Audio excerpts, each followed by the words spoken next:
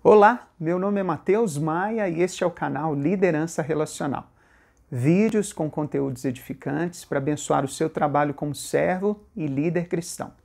Fique ligado, pois hoje nós vamos continuar a nossa série Os Mitos da Liderança Cristã.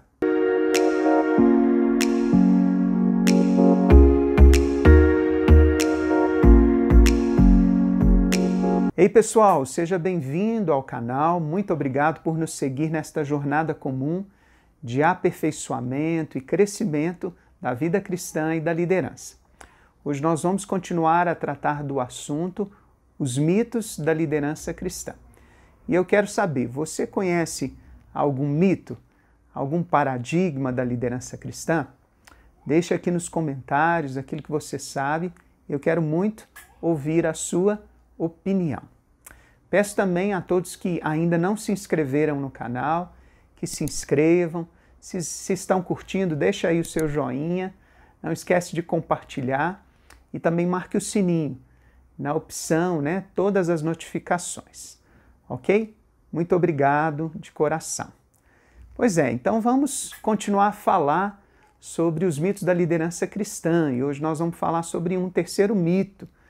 Nós já falamos 2 mitos aqui, não sei se você já assistiu, mas o primeiro é a ideia de que servir é algo que se faz para Deus. E o segundo é de que a liderança é algo nato, de que o líder nasce pronto, de que as pessoas, para serem líderes, elas precisam ser super talentosas. Se você não viu nenhum desses 2 vídeos, eles estão gravados nesse playlist, Os Mitos da Liderança Cristã, e você pode assistir depois. Então, vamos lá, pessoal. Hoje nós queremos falar de um terceiro mito, o mito do sucesso. Ou seja, aquela ideia de que o bom líder cristão é aquele que tem sucesso a partir da medição do número de pessoas que, de repente, frequentam a sua igreja, o número de pessoas que ele alcança com o seu trabalho. Aquele sucesso que está mais baseado na produtividade e quantidade do que na qualidade das ações e na centralidade da vida do líder baseada no Evangelho, no caminho do reino. Eu sei que números são importantes para avaliar, mas eles não podem ser a única fonte de avaliação. Números também não são medidores efetivos de sucesso no reino de Deus. Vários fatores e variáveis se apresentam quando queremos definir se alguém é um líder que agrada a Deus, se é um líder bem-aventurado.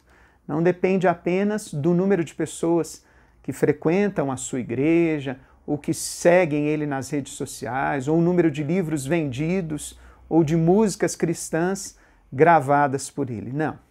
Outro dia eu até vi um post que dizia, quem são os teólogos do Instagram, do YouTube, onde eles moram, o que fazem, como será que eles tratam seus parentes, seus cônjuges, que igreja eles frequentam e servem, a quem eles respondem.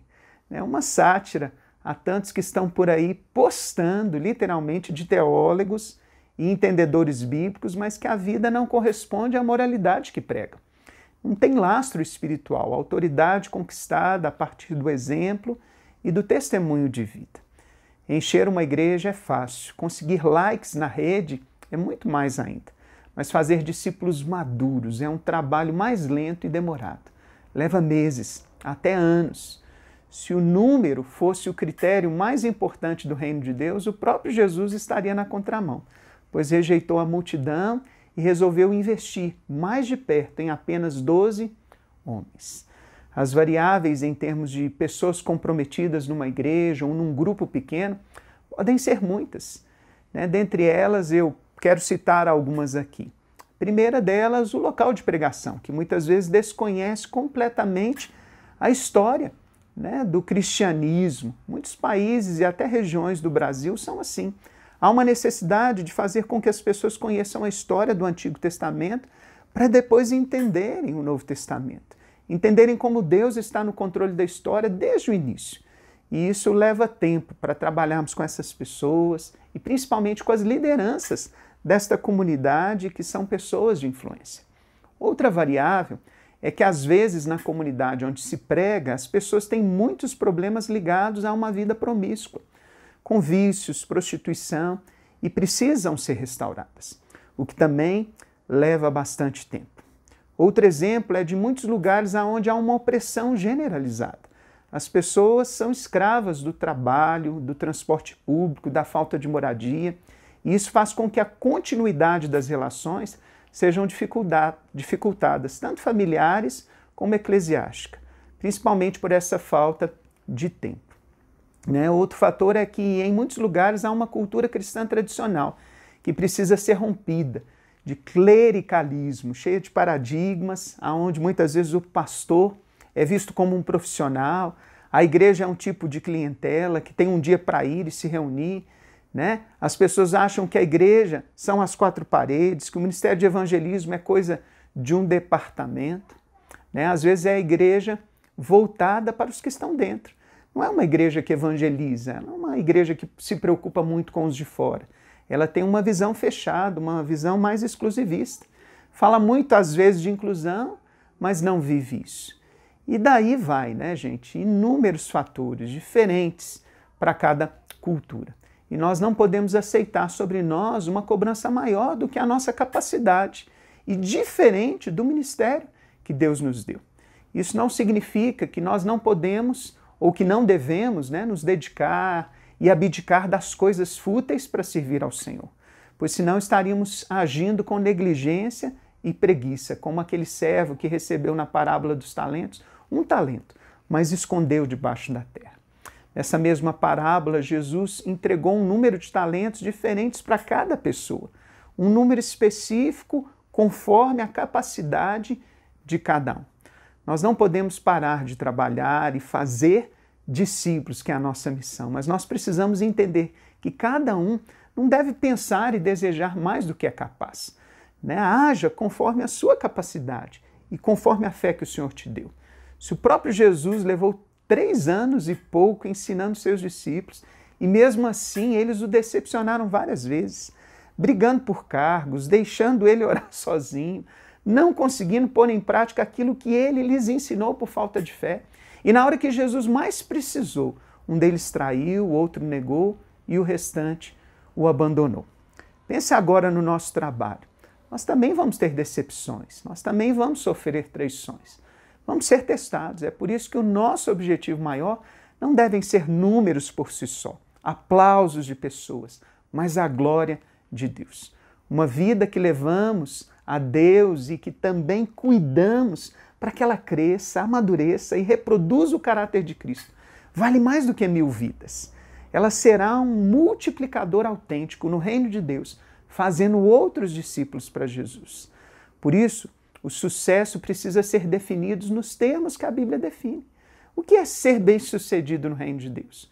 O próprio Jesus disse que bem-sucedidos são o quê? Os pobres de espírito, os mansos, os humildes, os que têm fome e sede de fazer a vontade do Senhor, os perseguidos por causa do seu nome e também os pacificadores.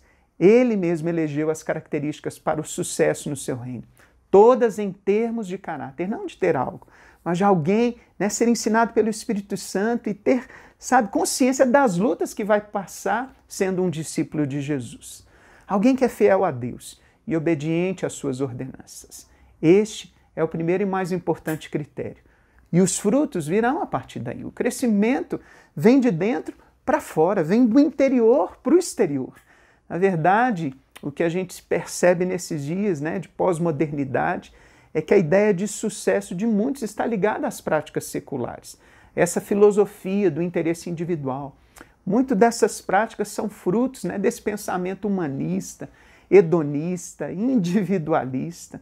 E o líder que tende a copiar essa ideia de sucesso do mundo acaba se perdendo, preocupado muitas vezes em satisfazer seus anseios de crescimento, ou de crescimento da igreja, ou de dar satisfação para uma liderança que lhe cobra este pretenso sucesso na igreja.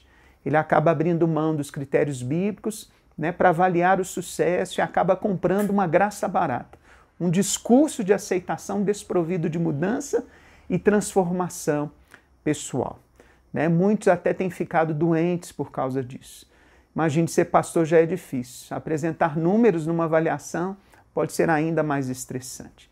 E eu não estou dizendo aqui que fazer discípulos não seja importante, que multiplicar a família de Deus não está nos propósitos de Deus. Mas quando isso se torna um peso, algo obrigatório, e não é natural, quando isso é o alvo central na vida do líder, ele acaba sucumbindo às ideias cristãs de preparar discípulos segundo o coração de Deus. E abre mão de critérios divinos para atender aos propósitos de produtividade e lucratividade. Paulo disse àqueles irmãos em Roma, o reino de Deus não é comida nem bebida, mas paz, alegria e justiça no Espírito Santo. Está lá em Romanos 14, 17. Ou seja, nosso reino não é deste mundo. E a nossa busca não é das coisas que este mundo busca. O Mestre também nos alertou no Sermão do Monte que onde estivesse o nosso tesouro, ali estaria também o nosso coração. E eu quero te perguntar, com o que você gasta mais tempo? Quais são as coisas mais importantes para você? No que você pensa mais? Ter sucesso segundo o mundo ou ser bem-sucedido segundo Deus? Se o nosso sucesso for baseado nos valores deste mundo, o nosso coração também estará neste mundo. E quando não tivermos mais o que o mundo pode oferecer, também nossa fonte estará esgotada. Não teremos mais alegria. É por isso que muitos acabam enlouquecendo, outros até tirando a sua própria vida. A maneira que você define o sucesso definirá seu investimento na vida e onde você colocará seus esforços diariamente. Ao invés do sucesso ser medido no número de pessoas que frequenta a sua igreja, a sua célula, na expansão de prédios, no número de cliques que você recebe na internet, você deve medir o sucesso como cristão, como líder, fazendo hoje as seguintes perguntas. Será que como cristão e líder eu tenho uma vida de caráter e exemplo? Será que eu tenho questões não resolvidas na minha vida que impedem de ministrar e que tiram minha autoridade como líder? Nós precisamos lembrar que também como líderes, nós precisamos de arrependimento, precisamos prestar contas. Será que eu tenho buscado satisfazer Deus ou o interesse das pessoas? Ser fiel ao Senhor importa mais do que permitir que as pessoas vivam do jeito que desejam. Eu protejo meus liderados, eu digo a eles a verdade em amor. Meu amor é sincero ou fingido? Será que eu tenho me dedicado a discipular e preparar pessoas para o exercício do ministério? Eu tenho mentoreado a próxima geração de líderes? Um bom líder sempre prepara pessoas. Será que eu tenho usado os meus dons e talentos como líder ou estou ocupando uma posição que não fui chamado a exercer? Mas uma pergunta, como líder, você está vivendo uma vida de paz e contentamento? Pergunte estas perguntas hoje para você e avalie se o que você entende por sucesso é fake news no reino de Deus ou de fato você é um varão, uma varoa bem-sucedido. Caso você tenha coisas para consertar, não pare, não desiste. Deus te chamou, hoje é tempo de voltar ao caminho do reino e seguir como líder uma cosmovisão bíblica de sucesso. Eu quero dizer, em Jesus você é bem-aventurado, em Jesus você é vencedor, em Jesus há um caminho reto, santo, do qual Ele mesmo vai te honrar. Fuja dos aplausos dos homens e deseje ardentemente os aplausos de Deus. Esta é a minha oração por você hoje. Jesus te abençoe. E não se esqueça, em Cristo Jesus, sua é a vitória na liderança.